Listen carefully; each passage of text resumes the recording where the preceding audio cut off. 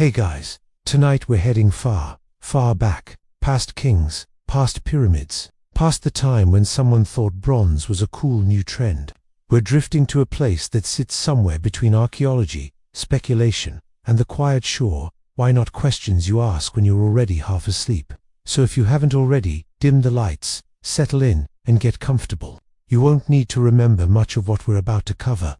Honestly, most of the people involved left no written records, which makes them extremely considerate for a bedtime story. Nobody's going to argue about citations tonight. We're going to float back about 200,000 years, long enough that continents looked familiar, but the people walking around would have stared at your smartphone like it was a haunted brick. And long before folks started chiseling things into stone tablets, there were still families, rivalries, petty dramas, and the usual assortment of I don't want to share my cave grudges. Of course there were. Humans don't change much. Now, historians don't normally say civilizations when talking about that age. It's usually something more measured, like early hominin communities or prehistoric groups trying their best. But tonight, we're taking the relaxed route. Because if you look closely enough, these early groups had all the ingredients that every later civilization had. Leadership squabbles, odd rituals, diet choices that feel questionable in hindsight, and people who probably thought they were extremely important, despite the fact that the rest of the world had no idea they existed. So let's drift in. We begin somewhere in East Africa, warm plains, soft light, a few animals wandering around looking confused, as animals often do when early humans show up. And there, tucked into a patch of shade, we have one of our earliest characters, a man whose name we'll never know. But we can imagine him as something like that one guy who thought he was chief. He's tall for his time, maybe 5'8", which in his community basically counted as majestic. His posture is straight, mostly because hunching hurts when your bed is a rock. And he carries a stick he believes is a symbol of authority, even though everyone else thinks of it as the stick he won't stop talking about. He has a small group following him around, family members, cousins, and the unfortunate brother-in-law, who got roped into every decision because he happened to stand nearby once. Around this time, people weren't building cities or carving giant statues, but they were building reputations. And this man is deeply committed to being remembered as someone who made important decisions. Even though those decisions are things like, let's walk toward the hill today. You'll notice a theme. Humans have always been dramatic. The women in the group roll their eyes when he makes speeches. The kids poke anthills instead of listening, but he keeps trying. He's convinced that somewhere out there, maybe near the river, maybe near those hills that look different on Tuesdays, is a place that will one day become a thriving settlement, something that might outlast him. Even though the idea of history hasn't been invented yet, and nobody is writing anything down except the occasional accidental scratch on a bone. Still, ambition existed long before paper. Let's drift to another corner of this world. Not far, just a few hundred miles, which counts as close neighbors on a 200,000-year scale. Here we have a different community, smaller, more relaxed, and led by a woman whose approach to leadership is basically, everyone calm down, we'll figure this out. She's clever, older, the kind of person who's seen too many winters to be impressed by loud young men waving branches. Her hair is tied back with a thin strip of hide. Her hands are scarred from years of doing every job that needed doing because delegation wasn't really a thing yet. When someone asks her a question, she gives an answer in 5 words or fewer, and people actually listen. Because she's right, always. It's annoying for them, but helpful. Her group moves less. They stay near a riverbank lined with soft soil and edible roots. They figured out that conserving energy is better than marching across landscapes every time someone has a feeling. And slowly, without realizing it, they're creating something civilization-ish, a pattern of life, a sense that this place is home, that this spot matters. They're not building monuments, just habits. But habits are the foundations of civilizations, especially the sleepy ones. Now, if you listen closely, you can almost imagine the arguments that went on around her. Someone insisting they should follow a herd of animals. Someone else insisting the river is haunted. Someone trying to invent a ritual because they saw lightning once and didn't know how to process it. Everything early humans didn't understand became a lecture topic, which means she spent half her life saying things like, no, the river isn't angry. Please, sit down. Let's drift north, a little cooler, a little harsher. where another group is discovering something revolutionary. Teamwork, not in a motivational poster way, more in a we should probably cooperate or we'll freeze way. Their leader isn't really a leader, more like the guy who talks the most. He's not especially wise, not especially brave, but he's loud, which in prehistoric politics counts for a surprising amount. He also has what later civilizations would call a confidence problem, except his confidence is entirely unjustified. If he were alive today, he'd definitely start a podcast. But his group functions. They hunt together, they share food, and in the evenings, they sit around a fire and watch sparks drift upward, trying to look profound, even though none of them have the vocabulary needed to sound philosophical. Fire was fascinating enough. One of the teenagers in this group is obsessed with stones. Not pretty stones, not precious ones, just stones that look slightly different than other stones. He picks them up, turns them over, hits them against other stones until adults get nervous, and occasionally he creates something sharp. This kid will never know it, but he's contributing more to civilization than any leader with a stick ever did. Because while everyone else is arguing about whose turn it is to carry water, he's inventing tools, slowly, accidentally, and in doing so, he's helping shape the next few 100,000 years of human existence. Let's drift back to the south. The first group, the ambitious man with the stick. His people are tired. They've been following him around all day because he swore he saw something important. It turns out to be a rock, a perfectly normal rock, and he tries to pretend this was all intentional by announcing they're now settling here for the night. Nobody tells him that's what they were planning to do anyway. This is the thing about early humans. They probably weren't trying to build civilizations. They were just trying to get through the day. But in between the walking, gathering, complaining, and hoping it wouldn't rain, they were laying down tiny building blocks, patterns of behavior, ways of living, ideas about leadership, community, and responsibility, sometimes misguided, sometimes brilliant, always very human. And even though we don't give them royal titles or track their family trees like we do with medieval monarchs, these early groups had their own quirks, their own internal politics, their own emotional meltdowns. Someone always thought they were being treated unfairly. Someone always had too many opinions about everyone else's choices. Someone always insisted they knew a better hunting spot. Civilization is just people being people for long enough. Let's float toward the evening in our imagined prehistoric world. Fires glowing, stars bright, no rush, no noise, just the quiet rise and fall of voices as families settle in. Someone's telling a story. It probably makes no sense. It probably involves an animal doing something very unanimal-like. But stories mattered even then. They shaped identity. They reminded people that they belonged to something bigger than themselves, even if that something was just a group of 20 tired individuals who shared the same patch of ground. And with that, the first part of our long drift into forgotten history winds down. These weren't civilizations in the way we think of them. No marble, no empire, no official portraits of rulers who looked like they hadn't slept in a decade. But the roots were there. The early hints, the small sparks that would eventually become everything from cities to dynasties, to the kind of royalty whose portraits made painters reconsider their career choices. Hey again. If you're still awake, good job. If you nodded off and just woke up because your phone slipped out of your hand, also good job. We're keeping the pace slow and calm, so you don't need to hold on too tightly. Tonight, we float a little deeper into a world that left almost nothing behind, except a few bones, a few tools, and a few mysteries that still make archaeologists squint at dirt for a living. So let's ease back to those early humans who weren't trying to build history. They were just trying to make it through a Tuesday without stepping on something sharp. Even so, their lives looked a lot more complex than the textbooks make it sound. Picture another community, living somewhere along what would one day be considered the southern edge of the Sahara. At this point in time, it isn't a desert. It's green, full of water, with grass that moves gently when the wind decides to participate. This community is small, maybe 15 people, but they think of themselves as quite numerous. They refer to themselves as the many, which in their case is technically true. Their leader, if you can call her that, is a woman who has perfected the art of the unimpressed expression. She's seen every bad idea at least twice. When someone proposes something ridiculous, she just raises an eyebrow and the entire group reconsiders. No speeches, no drama, just one facial expression, strong enough to stop a migration. She's old for her time, maybe in her 50s, which means she's basically a legend.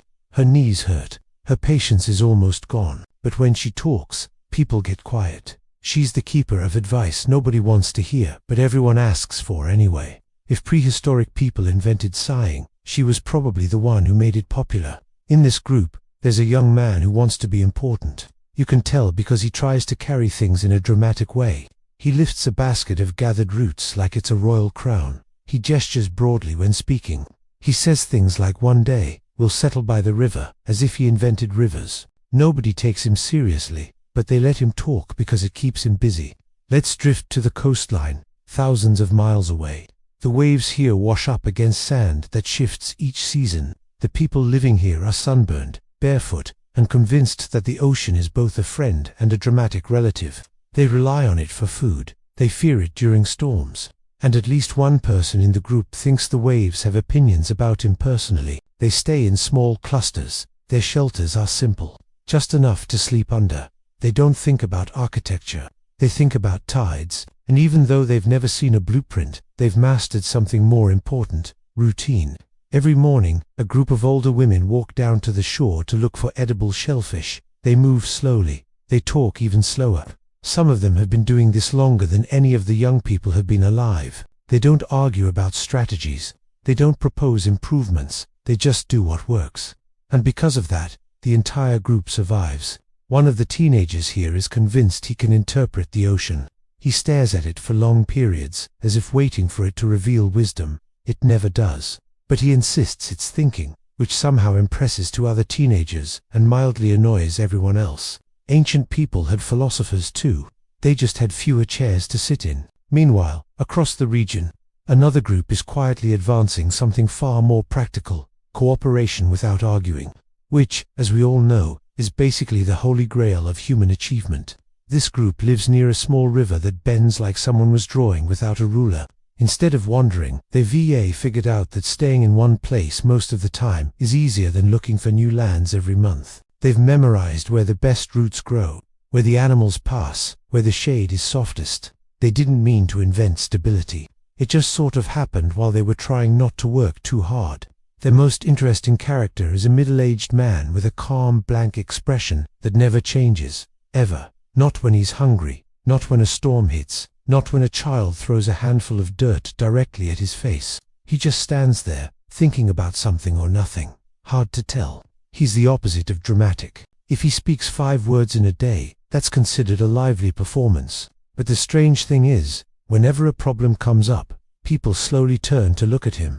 Maybe because he doesn't panic. Maybe because he's not exhausting to be around. Maybe because his lack of emotional reaction is so impressive that it looks wise. People love projecting wisdom onto quiet individuals. It's practically a human tradition. Let's drift a little farther east, where temperatures dip and the nights get cold enough to make people huddle together whether they like each other or not. Here we find a group that accidentally discovered something close to division of labor, not in a structured way, not with titles or roles. It's more like, you're good at picking things up.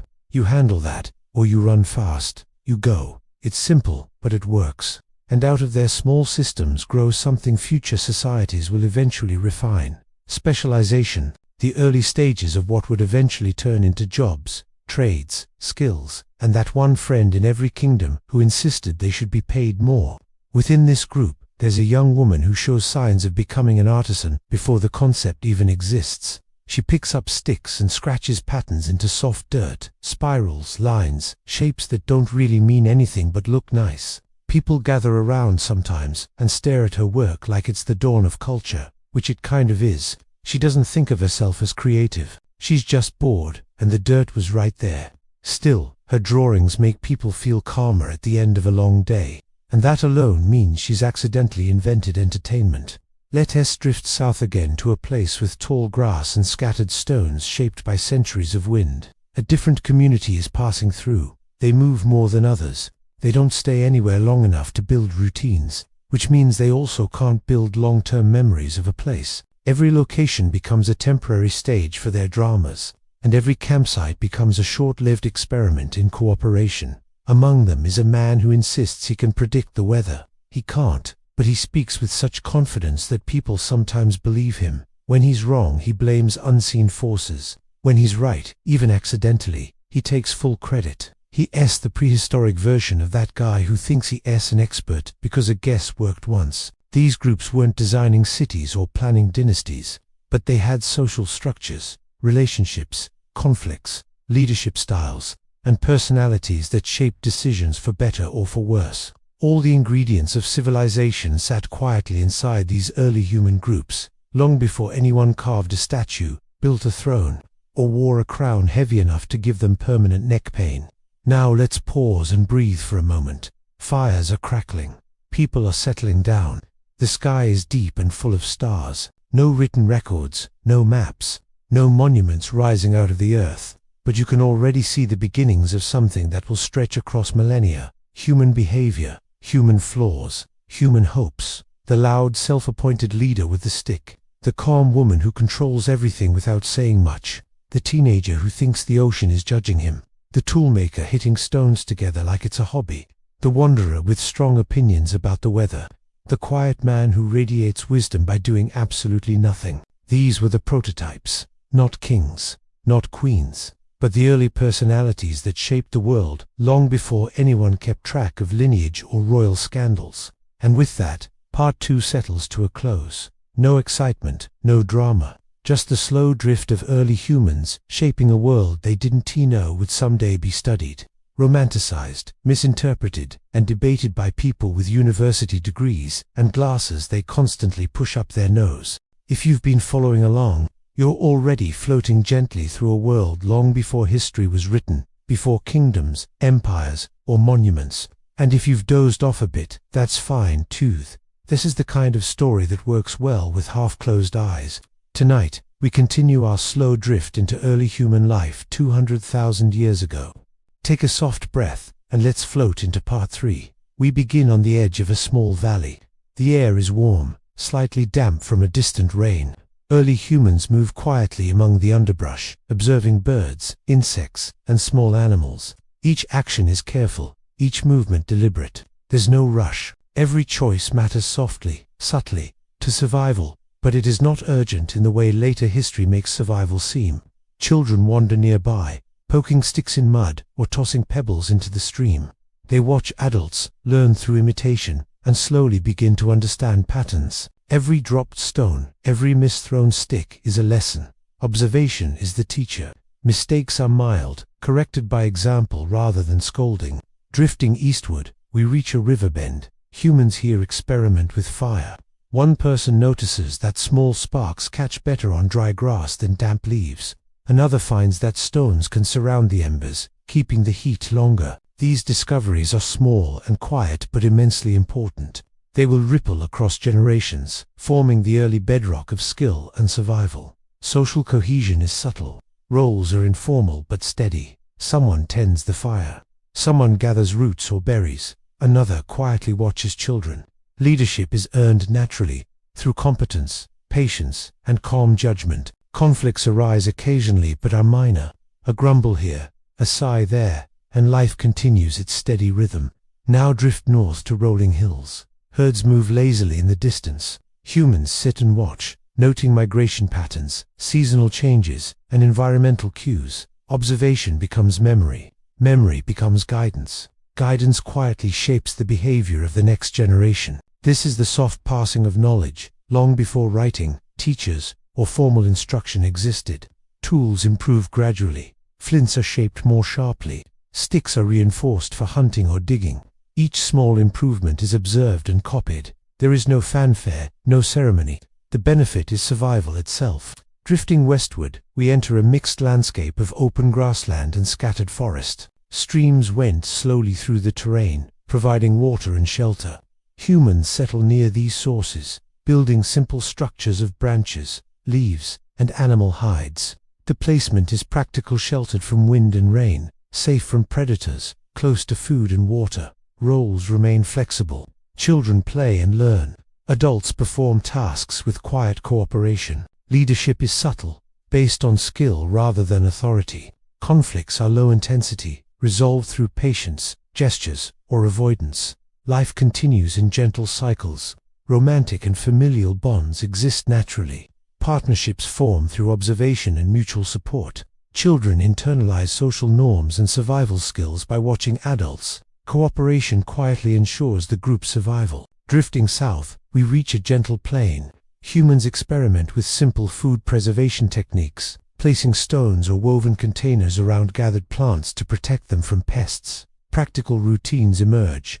Paths are marked with subtle cues. Water sources revisited regularly. Sleeping areas arranged safely. These soft habits reduce uncertainty and quietly improve daily life. Finally, drift to a calm lakeshore at sunset.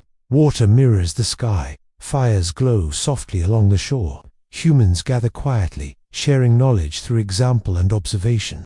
Children practice tools and skills. Adults tend survival tasks. Elders guide without overt authority. Knowledge accumulates over generations. These quiet routines, observation, cooperation, incremental learning, and social bonding form the foundation of culture, long before kingdoms, writing, or monuments existed. Let this image settle. Slow, steady, subtle. Life moving forward, patiently, quietly, across the long expanse of prehistory. Settle in, get comfortable, and let your brain go soft around the edges. We're keeping things slow and even tonight, like someone whispering a documentary while half asleep. No urgency, no revelations, just early humans doing their best with whatever they had, which honestly wasn't much besides rocks, fire, and opinions. We're drifting deeper into this world, where civilization isn't a thing yet, but the ingredients are quietly simmering in the background. People are starting to act in ways that feel familiar, not advanced, but recognizable. The kinds of behaviors that much later will turn into social rules, cultural quirks, and royal families who inherited far too many problems, along with their crowns. So let's float back into that gentle prehistoric landscape. We begin with a small group living near a river shaped like someone tried to draw a spiral and gave up halfway. They've become comfortable here, comfortable in a prehistoric way, meaning they no longer move every time someone thinks they heard a strange animal. They've learned that most strange sounds are just wind, and that the wind is not plotting against them. Within this group is a young woman who is slowly becoming their unofficial organizer. Not because she wants to be more, because she's the only one who remembers where things are. If someone loses a tool, she knows exactly which patch of ground they left it on. If someone forgets where they placed their bundle of roots, she points silently at the right tree. She's basically the group's memory, which is impressive considering nobody else can recall what they did yesterday. She's not treated as a leader, more like a helpful relative who sighs a lot. Still, people rely on her, and reliance is one of the early building blocks of culture. Someone being good at something, someone else depending on it. That's how roles begin to form, even before anyone knows what a role is. Not far from her, a pair of men are arguing. Not loudly, just in that low, stubborn way where neither side gives up. The topic, whether the river is changing shape. It's not. The river hasn't changed shape in decades, but one of them swears it looks slightly different, even though he can't explain how.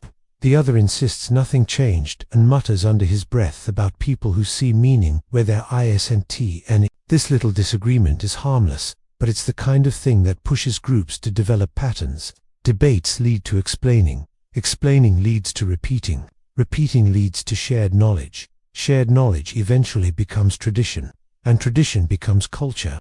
All because two men decided to argue about a river that isn't doing anything dramatic. Let us drift southwest to a group that camps under a cluster of tall trees with broad leaves that make excellent shade. They aren't settling, but they do stay long enough for habits to form. They've discovered a plant that tastes surprisingly good when roasted. It's nothing fancy, just a root that softens when you heat it long enough. But they treat it like a delicacy, mostly because anything edible that doesn't hurt their stomach is an event worth celebrating. Every evening, they gather near the fire, while one of the older women roasts a bundle of these roots. She does it with the calm, measured patience of someone who's done this every day for years. The younger people think she has a special method. They whisper about it when she's not paying attention. They watch her carefully, convinced she knows a secret technique. She doesn't. She's just slow. But slow roasting looks ritualistic, so they assume it's meaningful. This is how early cuisine begins. Not with spices or recipes, just someone doing something the same way enough times that others start to believe it's the correct way. Somewhere far to the east, Another group is stumbling toward a different type of cultural seed, shared effort. They've begun hunting in pairs, not because they invented teamwork, more because one man sprained his ankle and needed help catching anything faster than a snail. But once people start doing something together, they tend to stick with it. And over time, cooperation becomes routine. Two hunters move quietly through tall grass. One takes the lead, the other follows. They've rehearsed nothing, yet their movements line up. Not perfectly, but enough. And when they return to camp carrying food, the rest of the group watches with a calm sort of pride. They don't cheer, they don't celebrate, they just nod, because nodding is basically the universal human approval gesture. This quiet acceptance becomes the earliest version of social reward. Not applause, not trophies, just acknowledgement. And acknowledgement is one of the earliest forms of culture. Someone does something useful, someone else notices. Humans are simple that way. Let's drift to a coastal community we crossed earlier. They've been spending more time on the beach lately, not to swim, because everyone agrees the water is unpredictable and probably rude. But the shoreline brings in food, and learning the tides has become a group activity. One older man, beard uneven, posture slightly tilted, as if constantly evaluating something, has started predicting when the tide will rise. He isn't always right. Sometimes he gets it embarrassingly wrong, and the younger children laugh. But other days he's eerily accurate, and people glance at him like he's tapped into some deep cosmic knowledge. He hasn't. He's just good at noticing patterns. But early humans didn't have words for pattern recognition yet, so they assumed he had a special sense. Over time, others try to imitate him. They watch the moon, the waves, the wind. They look for meaning in tiny details. Soon the group has multiple amateur tide analysts, none of whom agree with each other. And thus begins the earliest form of cultural specialization. People doing niche things that nobody asked for, but everyone quietly appreciates. Now let's drift into a different kind of development. Something simple, but huge. Comfort. One group somewhere in the Central Plains has figured out how to make their sleeping arrangements slightly less terrible. Nothing luxurious. Just placing softer materials under their bodies instead of lying directly on the ground. They use grass, leaves, animal hides, whatever's available. Once they realize sleeping on softness feels nicer than waking up with a spine-shaped imprint in the dirt, they start collecting these materials daily. Someone even suggests rearranging them in a specific order. Someone else rolls their eyes. But you can feel the beginnings of preference forming. It's barely noticeable now. But this preference comfort is going to grow. Much later, it becomes bedding, furniture, entire dynasties obsessing over mattresses stuffed with feathers. But for now, it's just a small pile of leaves that makes waking up slightly less awful. Let's glide back toward our earliest groups. Fires are burning low. People are settling in. The night is quiet except for soft voices, crackling wood, and the occasional rustle of someone shifting in their sleep. Across the continent, dozens of these little communities are developing tiny pieces of what will someday be human culture. Nothing dramatic, nothing monumental, just life, repeated actions, shared experiences, habits that stick, patterns that slowly layer into meaning. No kings yet, no kingdoms, no politics, no royal scandals involving cousins marrying cousins because someone misread a family tree. Just people slowly learning how to live with each other in ways that feel familiar enough to make us smile from a distance. Still awake after the last part? Well, congratulations. If you're re-drifting somewhere between consciousness and the dream, where you're re-trying to pay taxes using seashells, that's fine too. Tonight we keep drifting through the quiet haze of deep prehistory. We're still poking around in that odd, speculative space where early humans were trying very hard to just exist while also inventing the first forms of petty drama.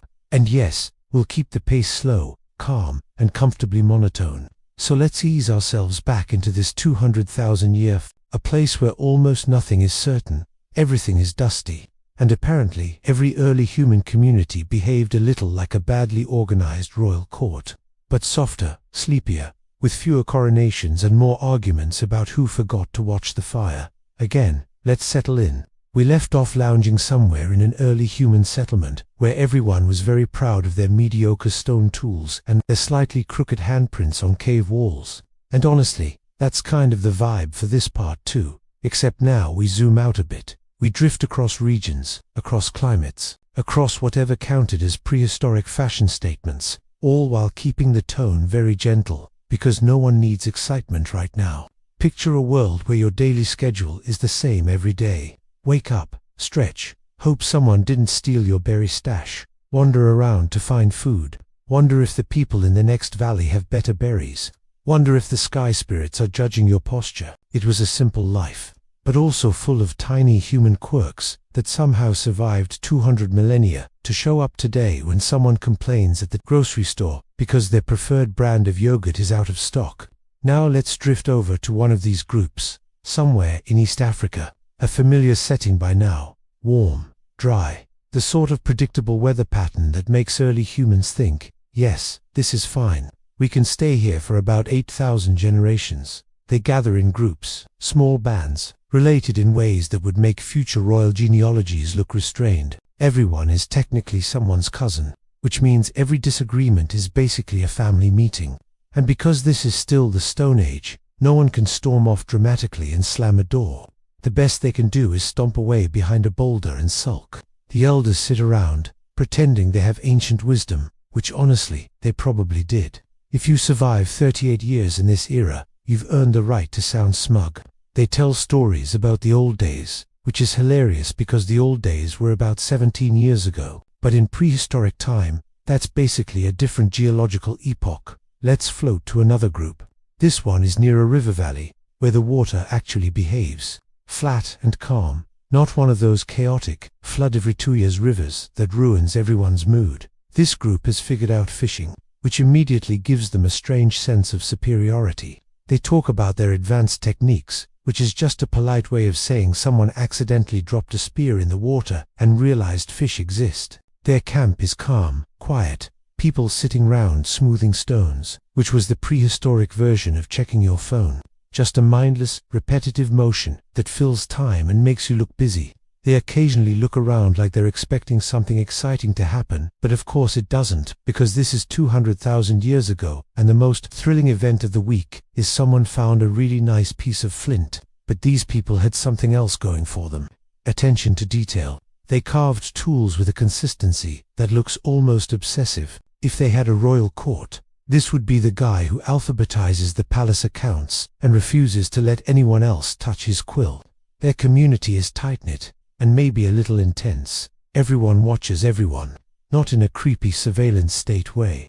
More like, I hope nobody wastes that meat, because we literally Dante have enough calories to deal with incompetence. And somewhere in the middle of all this, there's always that guy, the prehistoric version of the dramatic cousin.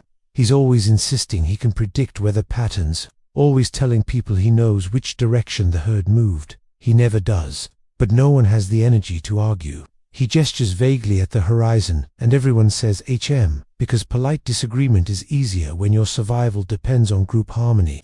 Let's drift again, this time, far north, a place that's cold enough to make you question all your life decisions. People here are experimenting with animal skins in ways that future fashion historians would be proud of. Layers, stitching, little decorative bits that serve absolutely no purpose but probably made someone feel stylish. Their shelters are clever, low, rounded, wind-resistant, the kind of thing that screams, we've learned from experience and we don't want snow in our sleeping area ever again.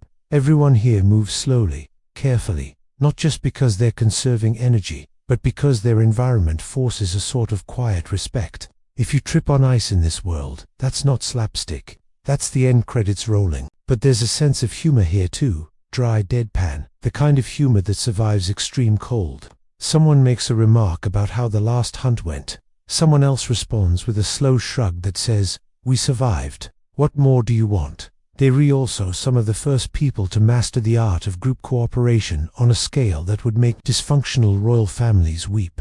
Everyone has a role. Everyone sticks to it. If a job is boring, too bad. If a job is dangerous, too bad. If a job involves trying to wrestle a mammoth because someone insisted they knew its patterns, well, they deal with it, calmly, quietly, with the patience of people who don't have time for nonsense, but get nonsense anyway. Now, let's slide over to a warmer region again, a place with trees, good food, good shelter, the sort of environment early humans saw and immediately thought, yes, this is the neighborhood. This group has something rare, leisure time, which, for early humans, is both a blessing and a curse. When you're not constantly fighting for calories, you start inventing hobbies. And prehistoric hobbies are surprisingly familiar. Someone is making beads, little carved ornaments. They don't need them, but they want them. It's probably the earliest form of accessorizing, maybe the first fashion trend, maybe the first moment in human history where someone said, "I don't know, I just like how it looks." Another person is staring at a tree for hours, not because there's anything important there, just because thinking is a new activity and they're testing it out. Someone else is humming. The first versions of music, not great music, but still music, soft, repetitive, probably annoying after a while, but enough to make the group feel vaguely united. And we have to talk about conflict, not dramatic conflict, just the soft, sleepy kind that has existed forever. Someone thinks they're the best hunter. Someone else disagrees. Someone is convinced the group should move east. Everyone else wants to stay. Someone believes they can read animal tracks like a prophecy. Everyone pretends to care. It's the same social dynamic you get in medieval royal families, but quieter, less jewelry, fewer crowns, more mosquito bites. Let's float forward a little. Climate shifts, resources change, groups migrate, not in a heroic, adventurous way.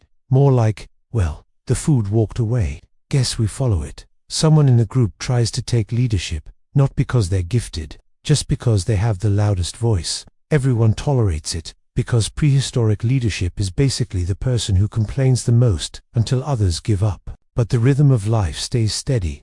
Days pass. The group grows older. Children grow into adults who immediately replicate the same patterns. People form bonds. People argue gently. People share the same fireside routines that humans still cling to now. Warmth, company, food, and the sense that tomorrow will require the same amount of effort. We float across landscapes again. Rivers, plains, hills, the quiet shuffle of human feet across continents. No flags, no kingdoms, no royal courts. Just people trying to stay warm, fed, and slightly less confused than they were the day before. And that's the heart of this era. Simplicity wrapped in complexity. Fragile bodies carrying stubborn minds. Small stories that never made it into written history. Early humans wandering, building, complaining, laughing, surviving, and occasionally creating moments that echo through thousands of generations. And slowly, gently, these patterns evolve. Cultures form. Traditions grow. Preferences pass from parent to child. Communities shift. And humanity continues drifting forward. Let's float gently into the next part soon. Welcome back. If you're joining us after a nap, perfect timing. If you're still half asleep and listening through one eye, that's basically the ideal state for this series. Tonight, we drift deeper into the quiet wanderings of early humans from around 200,000 years back. Nothing dramatic, nothing loud, just soft human footsteps echoing through a planet that barely noticed we existed. Settle in again, breathe a little slower. Let's ease back into the oldest stories we'll never fully know. We start this part somewhere in North Africa, where the landscape was different than today. Less desert, more grassland, enough water to keep people from panicking about dehydration every 10 minutes. Early humans lived along lakes so large and calm that you'd swear they were trying to compete with small oceans. These groups lived gently. They gathered reeds, shaped tools, and squinted out over the water trying to decide whether the weird ripple in the distance was a fish, a crocodile, or a hallucination caused by too much sun. It didn't matter. No one was in a hurry to investigate. Their days followed the kind of rhythm you'd love to copy now. Wake slowly, stretch, let the sun warm you, wander around, eat something, sit in the shade. Repeat this several thousand times and congratulations, you've lived a successful Paleolithic life. But even with this relaxed pace, people had preferences.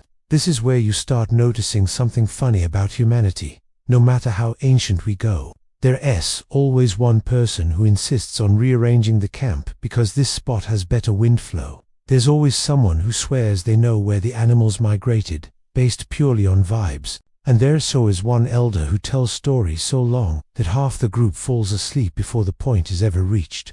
We drift now to a nearby region where people began experimenting with pigments. They ground minerals into powder, mixed it with whatever water or animal fat was available, and created color, not because they needed to, just because it looked interesting.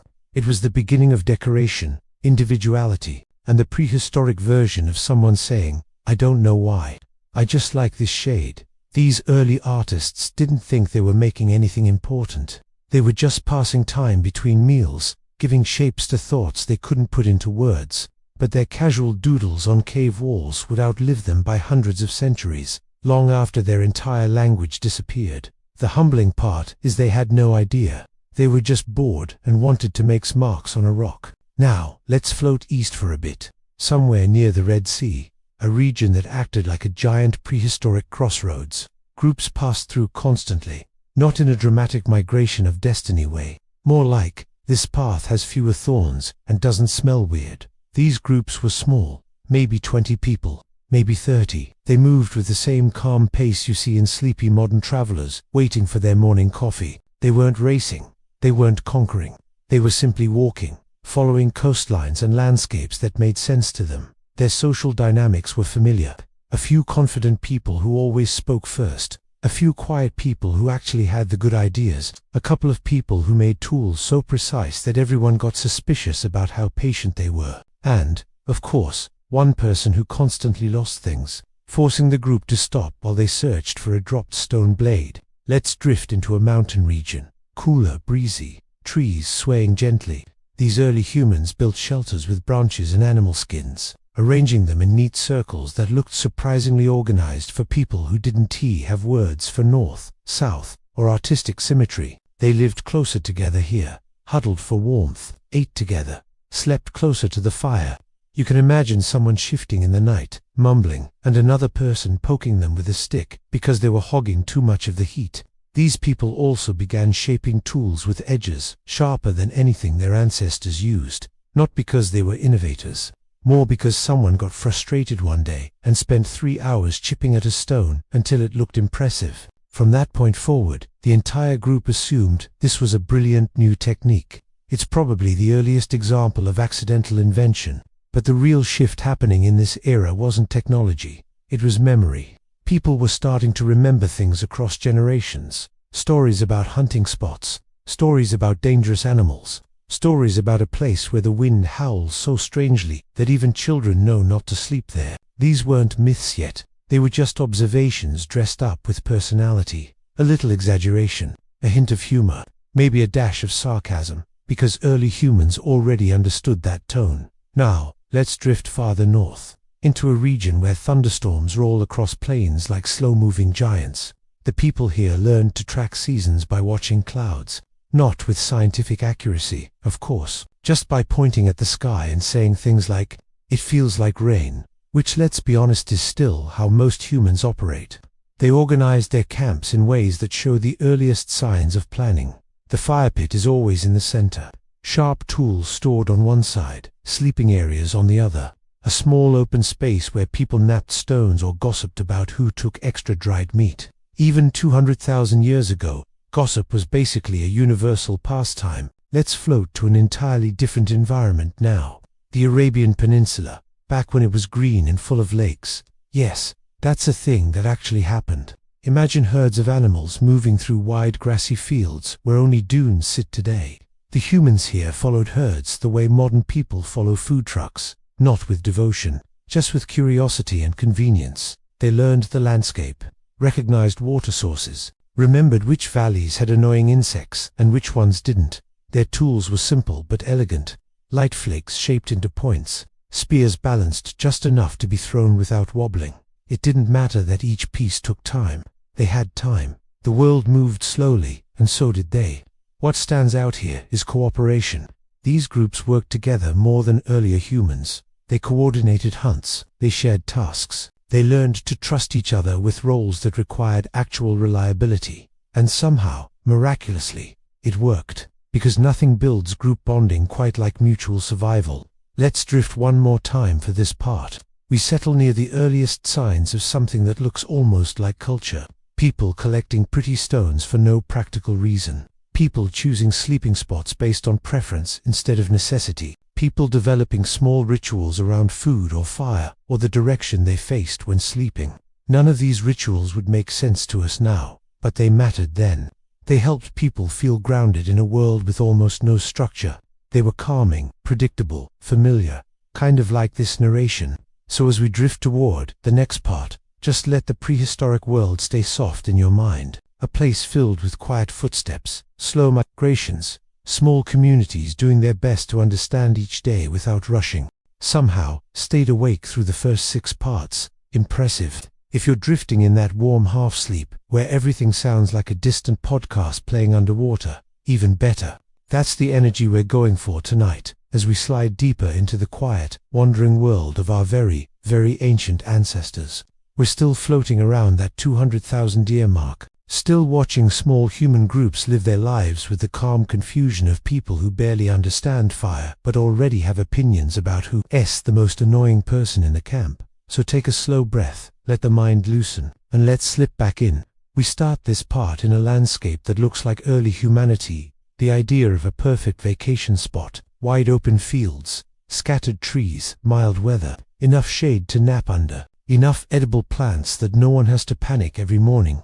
Basically, the prehistoric equivalent of a moderately well-run campground. The people here live in small groups that feel more like extended families than anything else. They sit together in the evenings, watching the fire flicker, pretending they're paying attention to whoever's talking. It's the same dynamic you find at any family gathering today. Half the group is listening, the other half is zoning out and thinking about berries. And, of course, there are the small roles everyone slips into. Someone is the serious one, who believes they alone understand how to approach animals. Someone else is the quiet observer, who actually does understand animals, but doesn't speak often. And then there's the enthusiastic, but consistently wrong, person who tries very hard and absolutely should not be allowed to plan hunts. Let's drift a little farther south. This region has thicker forests, tall trees, shade everywhere, a soft green filter over everything. The kind of place where you can imagine early humans shaking their heads because every step involves dodging vines, roots, and mysterious rustling sounds. These people are comfortable here though. They've learned which fruits won't kill them. They've learned which insects need to be left alone unless you want a bad day. Their shelters are simple, a few branches, a few skins, nothing fancy. They didn't wake up thinking, let's build architecture. They woke up thinking, let's not get rained on.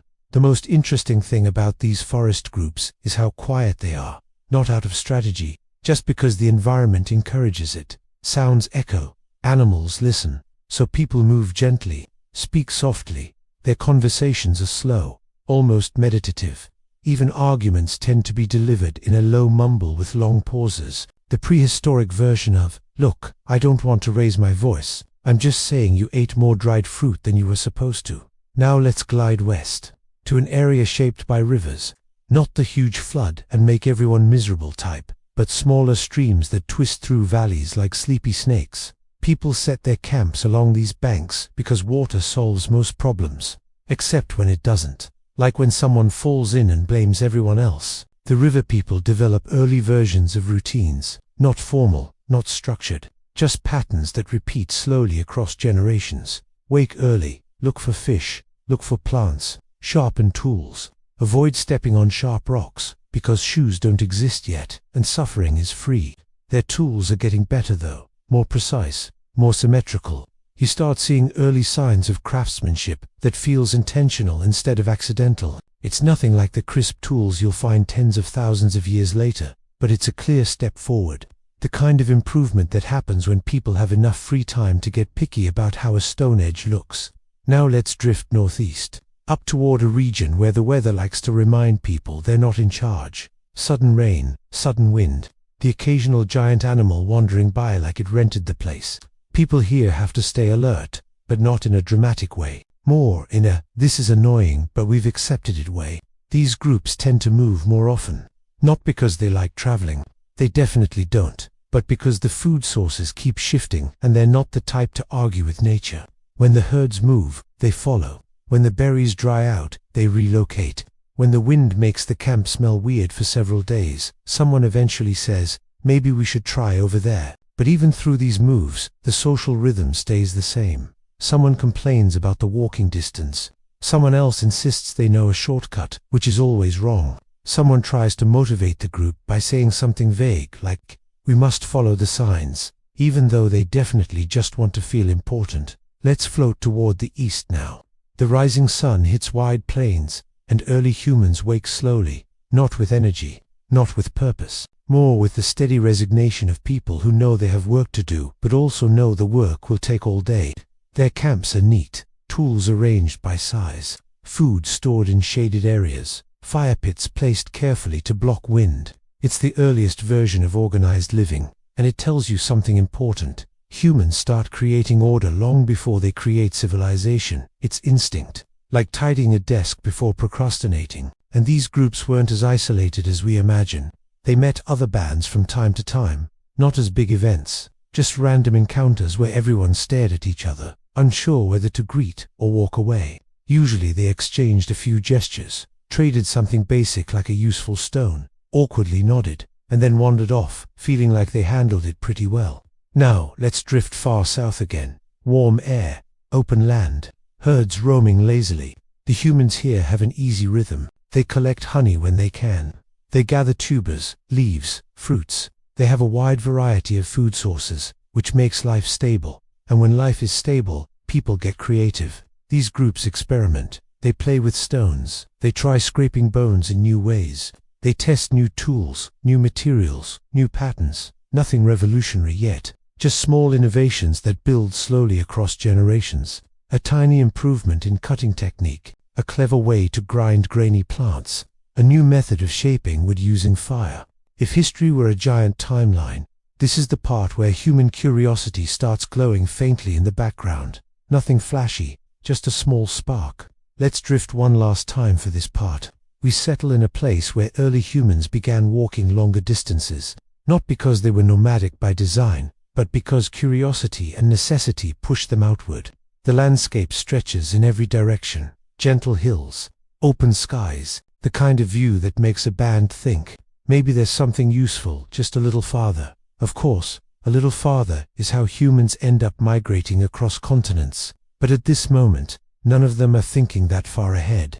Their concerns are simple: food, safety, warmth, keeping the fire dry, making sure the camp doesn't argue about pointless things. Again, and through all of this, their minds continue changing, slowly, calmly, forming the early foundations of patterns that would one day grow into actual culture, real storytelling, long-distance planning, and eventually the kind of societies that love building pyramids just to prove a point. But we're not there yet. We're still in the soft, drifting beginnings, where life is small and quiet, and the world is wide and almost empty. Let your thoughts settle for now. Let the prehistoric scenes stay hazy and calm. If you're already half asleep and only catching every third sentence, also perfect. This is exactly the pace we're staying with as we drift deeper into the quiet, slow-moving world of early humans around 200,000 years ago. Nothing sharp, nothing dramatic, just soft prehistoric scenery, background murmurs, and people figuring out life, one simple idea at a time. So settle in. Get comfortable. Let the mind unclench a bit. Let's ease back in. We drift into this part over a wide plain painted with early morning light. The air is cool, still, the kind of morning where early humans step out of their shelters, squint at the horizon, and immediately pretend they know what today's weather will be. They don't, but confidence goes a long way when the world hasn't invented meteorology. This group has a quiet routine. Someone checks the embers from last night's fire. Someone else wanders off for water. A child pokes a stick into dust with deep concentration, like they're developing the first prehistoric doodling. Meanwhile, an elder sits with their back against a large stone, staring into space with the calm authority of someone thinking, I have nothing new to say, but everyone assumes I do. The group's tools are improving, slowly, carefully. Someone has figured out that hitting a stone at a slightly different angle creates a cleaner edge. This discovery probably wasn't glamorous. More likely it came from someone being irritated enough to try something new. And just like that, innovation happens. Early humanity's version of progress through frustration. Let's float now toward a different region, a place with low hills and soft soil, where footprints linger for a long time. These groups tend to stay longer in one spot. The soil is generous. Plants grow easily. Animals pass through regularly. People develop a faint sense of territory, not in a possessive way, but more like, We like this place and don't want to walk again unless absolutely necessary. Their shelters are sturdier, built from branches placed carefully, lashed with fibers, covered in skins. You can see the first spark of architecture here, not the impressive kind, but the kind rooted in quiet practicality. Someone figured out that if you angle the roof a bit steeper, rain runs off better. Someone else realized that placing stones around the structure stops wind from blowing everything down. A small collection of common sense experiments, each passed down with the casual teaching style of, just do it like this. One thing stands out here: the beginnings of seasonal rhythm. People anticipate the cycles. They know which plants show up when. They know when certain animals begin moving. They're not predicting the future, just remembering the past, which is honestly good enough at this stage of human evolution. Let's drift north now, where large grazing animals wander through valleys like fuzzy boulders with legs. Humans here watch them from a distance, pretending they're making tactical plans. In reality, they're thinking something closer to, we'll try to hunt one if it looks distracted or extremely unlucky. These groups are quieter, more focused, not because they're strategic geniuses, but because loud noises scare animals. So people whisper more, gesture more, use long pauses that make conversations feel like everyone's processing deep philosophical ideas, even though they're really just deciding who's carrying the heavy spears. Socially, this group is familiar. Someone always thinks they can interpret animal behavior. Someone else always disagrees. The group goes along with whichever person seems slightly more confident that day. Sometimes that works. Sometimes it results in everyone standing behind a rock for 3 hours waiting for a herd that doesn't show up. Let's float toward a region filled with rocky shelters and natural overhangs. These are the early ancestors of future caves with paintings. Except right now, most people aren't painting anything. They're sitting under the rock shade complaining about the heat, the insects, or someone's cooking. Here, you see signs of growing creativity. People arrange stones in little piles, make patterns, carve shallow grooves into soft rock. Nothing symbolic yet, mostly satisfying habits. The kind of behavior humans still have when they stack rocks at the beach and pretend it means something cosmic. In this landscape, small innovations pop up. Using fire to harden wood, cracking bones more efficiently for marrow, figuring out that certain plants can soothe stings or aches. It's all small stuff, but stacked over thousands of years, it becomes the quiet foundation of everything humanity later achieves. Let's drift eastward again. The terrain widens. The ground flattens. People here cover greater distances each year. Their steps are steady, their faces calm. They walk not because they love exploring. Early humans were not adventure influencers. They walked because movement solved problems. New land, new animals, new water sources. Walking was the earliest version of problem solving. These groups are more adaptable. They can handle dry spells, changes in temperature, shifting landscapes. They develop subtle communication methods, hand signals, patterns of movement, sounds that mean come here or danger or stop stepping on my heels. Traveling bands like these also meet other bands more often, and the meetings are wonderfully awkward. Two groups approach slowly, staring like they're not sure whether to say hello or pretend they didn't see each other. Someone eventually offers a gift, a stone, a bit of meat, a gesture of goodwill. Then everyone backs away politely, relieved they didn't end up fighting or sharing a campsite. Now let's drift far south, into a region filled with tall grass and warm breezes. This is the birthplace of the earliest cooperation games. People experiment with moving in groups, flanking animals, coordinating movements. It's not perfect. Half the attempts end with everyone yelling at each other in slow, tired voices. But the idea sticks. Slowly, this becomes tradition. This is how we hunt. This is how we gather. This is how we avoid the spot with bees, because someone learned that lesson the hard way. Let's float again. This time we settle near a lake that mirrors the sky so perfectly it looks like the world is split in two. People here create routines around the water, washing, fishing, sharpening tools on smooth stones. You can imagine someone sitting for hours, letting their feet sink into the muddy edge, while humming softly, the earliest type of half-song. These lakeside groups teach their children in the gentlest way, not with lessons, just with proximity. Kids learn to use tools by watching, learn to stay safe by observing adults avoiding certain plants, learn social rules by feeling the rhythm of the group.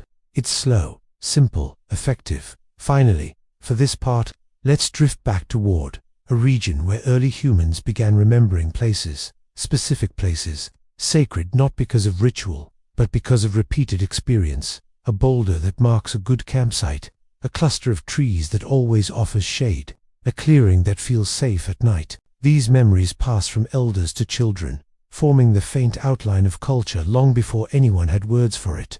These early humans don't know it, but they're building something, a pattern, a worldview, a mental map that connects land, memory, behavior, and safety, and all of it moves gently through time. No rush, no noise, just the soft echo of footsteps under ancient skies. Let yourself relax with that picture. Awake, that's impressive. If you drifted off somewhere around the last accidental royal meltdown, honestly, that was the point. Tonight we float deeper into the old, dusty corners of this imaginary but not completely imaginary prehistoric world. We're still gliding through that relaxed vibe, where nothing is urgent and everything happened so long ago that nobody can be blamed, except maybe a few clueless ancestors who thought marrying their cousins would bring genetic harmony. Of course they did. So let's settle back into our slow drift across this not quite Atlantis world. Picture a calmer version of Earth, about 200,000 years ago. No pyramids, no bronze, no epic wars, just scattered clusters of early people trying to figure out fire, family politics, and whether the neighbor's mammoth counted as community property. The clan of the mildly concerned hunters. You can imagine one of these prehistoric communities sitting near a river, not too close, because they'd already learned the hard way that rivers love surprise floods. So they camped at a safe distance, which basically meant where the mosquitoes couldn't immediately ruin your day. Their leader was an older man who probably had chosen the job so much has been left with it when everyone else ran out of excuses. He didn't have a crown. He didn't have a throne. He had something better, the quiet confidence of a man who had survived several winters, 2 mild coups, and an embarrassing incident involving fermented berries. He walked around with the calm energy of somebody who realized leadership meant saying, "Let us all stay calm 10 times a day." His personal life wasn't exactly royal, but it had the same classic theme, plenty of family drama. His eldest son believed he was destined for greatness, which in this era meant I once saw a wolf and didn't cry. Another son insisted he was a visionary because he could stack rocks in ways that made absolutely no sense to anyone else. And of course there was a cousin who kept showing up uninvited, with plans for new hunting strategies, which always ended with everyone needing a week to recover.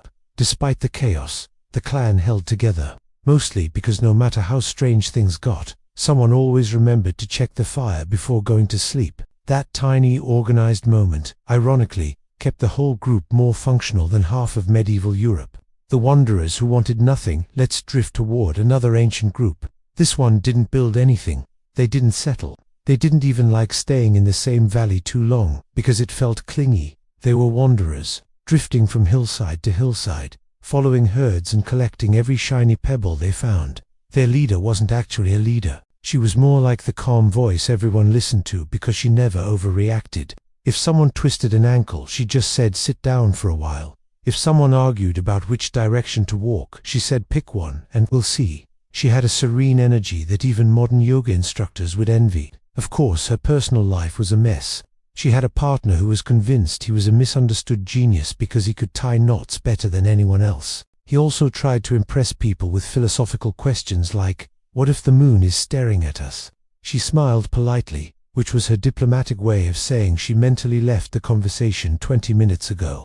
The wanderers never fought big battles, never built monuments, never crowned anyone with anything, yet they carried stories forward. Long tales about spirits in the mountains and animals that understood human moods better than humans did. These stories got passed down so many times they eventually became the bedtime myths people told their children. Long before anyone invented kingdoms, courts, or problematic royal family trees, the quiet village that accidentally invented everything. Now we moved to a small settlement tucked between 2 hills. The kind of place where nothing dramatic ever happened, except for that one time a storm blew away half the hut roofs and nobody talked about it again because it was too stressful. This community was peaceful, almost suspiciously peaceful.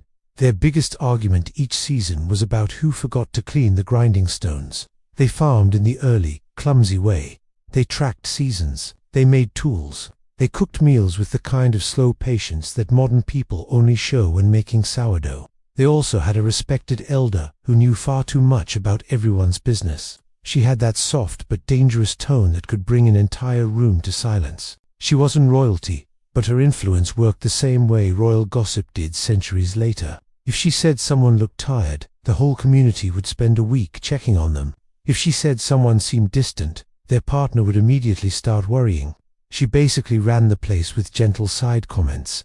Her personal life had a classic theme: a husband who tried very hard to look clever, failed gracefully, and then pretended it was intentional. He was known for giving long advice speeches that sounded wise, but said absolutely nothing. People still thanked him, mostly because it felt rude not to. Some researchers like to imagine communities like these were the quiet backbone of prehistory. They weren't building megaliths. They weren't carving giant statues. They were doing the simple things that kept humanity from collapsing into a pile of bad decisions. Honestly, they probably deserve statues, but they'd complain about the attention. The hilltop group that took itself too seriously high up on a ridge. There was another cluster of early humans who believed they were more important than everyone else. They had no written language, no metal, and no clear reason to think this way. But confidence is timeless. They decorated themselves with feathers and stones, and held extremely serious meetings where they debated things like the meaning of clouds. Their leader thought he was chosen by destiny. He wore a ceremonial coat made of stitched scraps that didn't match, and looked like a confused blanket. He insisted on giving speeches before every hunt, every gathering, and sometimes before breakfast. Nobody had the heart to tell him his speeches were mostly about his own achievements, which included finding a nice rock. His romantic life followed a classic pattern too. He fell hopelessly in love with someone much smarter than him. She quietly tolerated his attempts at poetry, which usually involved comparing her to a tree. The relationship lasted mostly because she enjoyed not being involved in clan politics. A respected partner often meant fewer questions directed her way, and she valued that. This group eventually wandered down from the hills, probably because someone finally admitted that living in Windy Heights wasn't worth the bragging rights. They melted into the general flow of humanity, leaving behind no monuments, no records, and only a handful of oddly arranged stones that modern researchers keep staring at, like they were part of a secret code. Drifting toward the next thought, let's glide away from this ridge. No rush. These early societies didn't move fast, and neither should we. Somewhere in their quiet daily routines, in all the small choices and tiny dramas, they built the foundations for everything that came later. Not the glory, not the temples, not the palace disasters, just the slow rhythm of living, year after year, long before anyone wrote down a single name. We'll drift into the next group in the following part, continuing our soft wander through the worlds that existed long before Atlantis, and long before anyone realized their descendants would grow up to cause dynastic chaos on nearly every continent. If you've been following along in this slow drift through prehistory, congratulations. You're either deeply relaxed or dreaming about the subtle annoyances of ancient humans. Either way, you're exactly where you need to be. Tonight, we continue gliding through small communities, wandering bands, and the odd early human who thinks their pile of stones is more important than anyone else's. Let's settle back into the gentle rhythm of life 200,000 years ago. We start this part in a river valley. Gentle currents, soft reeds swaying in the breeze. A group of humans sits nearby, carefully inspecting the shapes of stones, discussing which might make a better cutting edge, all while watching a child poke a stick in the mud for entertainment. It's not exciting, it's not heroic, but it's the kind of quiet, repeated pattern that keeps life going. These people understand something crucial. Cooperation, not the kind that leads to monuments or empires. The kind that means, if we work together, maybe we survive this season without anyone getting sick or lost. They share food, watch each other's backs, and occasionally argue about something trivial, like who collected the last handful of edible seeds. The arguments are low-key, mostly grumbles, mostly pauses, mostly resolved by sitting quietly and waiting for someone else to suggest, let's just split it. Let's drift now to a semi-wooded area near a distant lake. The trees here provide shade and the occasional fruit. People settle near the water. They use sticks to catch fish, not because they invented fishing yet, but because patience works better than luck. The quiet mornings here are punctuated by soft noises, distant animal calls, the rustling of leaves, the occasional slip of a rock underfoot. Social roles are established gently. One adult is always in charge of watching the fire. Another tends to the tools. Someone else quietly watches the children. There's a subtle hierarchy, not written, not commanded, just understood. Those who survive longest tend to lead. Those who fail at survival learn quietly. Life is calm, life is steady, and, of course, there are moments of subtle drama. Maybe someone's spear broke during a hunt. Maybe someone ate more berries than was considered fair. These small disturbances are quickly noted, commented on in murmurs, and eventually fade into routine. Nothing explosive, just soft echoes of human tendencies that will persist for hundreds of millennia. Now, let's drift north. A cooler climate, wind brushing over rolling hills. The people here move slowly, not from laziness, but because speed risks mistakes. Each step must be calculated. The ground can be slippery, the animals unpredictable, and mistakes are inconvenient, not fatal, but still inconvenient. These groups experiment quietly with early survival techniques. One person discovers that splitting a branch lengthwise makes a better fire starter. Another realizes that marking a tree near the water lets the group find it again without wandering in circles. Innovation is subtle, incremental, and entirely practical. They do not celebrate it. They simply integrate it into daily life. Their social interactions are equally measured. Someone teases another for being slow with the firewood. The teased person grumbles. The group laughs, softly or pretends to, because mild humor is one of the few consistent human constants, even in deep prehistory. Everyone nods and moves on. Let's float toward a small hill overlooking open plains. Here, the rhythm of life is steady, almost meditative. People watch the horizon. They anticipate the movement of herds, the patterns of clouds, the gradual change of seasons. Knowledge is passed from elders to the young without fanfare. Stories are told in low, deliberate tones, not myths yet, not grand narratives, just memory, practical lessons, and quiet observations. One elder might mention, the north slope stays drier after the last rain. No one laughs, no one doubts it. They simply remember. And that small observation may prevent future discomfort or wasted energy. Children mimic adults quietly. They practice using stones. They experiment with fire. They observe. They fail. They try again. No reward ceremony. No dramatic instruction. Just the slow rhythm of learning. The same pattern that humans follow today, often unconsciously.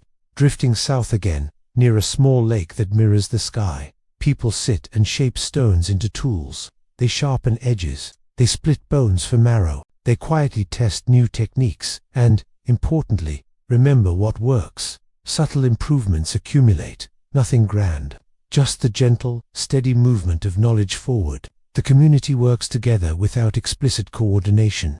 Roles are informal, flexible, leadership is soft, decisions are consensus-based by default, though occasionally someone asserts themselves by speaking first or acting decisively. Conflict exists, but is low intensity, mostly sighs, subtle gestures, and shifts in attention. Relationships are mostly stable, partnerships form quietly. Adults take care of children and each other with practical concern rather than ceremony. Family-like structures persist without hierarchy or titles, yet they are effective in keeping the small groups functional. Now, drift to a distant forest region. Early humans are experimenting with new ideas. But nothing is forced. Someone discovers that combining certain leaves with water creates a mildly pleasant smell. Another finds that stacking stones in a pattern keeps smaller animals away. Nothing spectacular, nothing celebrated, just discovery through trial, observation, and repetition. Their environment teaches patience. Their lives are measured in repeated cycles: births, growth, gathering, sleeping, observing, adjusting, learning, all quietly, calmly, with little fanfare. Finally, we float to the edge of a wide sunlit plain. Herds wander lazily. People follow slowly, picking food, noting landmarks, whispering stories to children. There's a rhythm here that mirrors the heartbeat of early humanity. No grand architecture, no great conquest, just existence, sustained, observed, passed down. And through all of this, something remarkable persists. Early humans are quietly building the foundations of culture, memory, and cooperation, without ceremony, without glory, without the pressures of history as we later know it. only life, slow, steady, soft life. Let your mind settle with this image: gentle steps, warm sun, calm waters, observant eyes, small discoveries, subtle interactions, and a world slowly moving forward, long before kingdoms, dynasties, or disasters would demand our attention.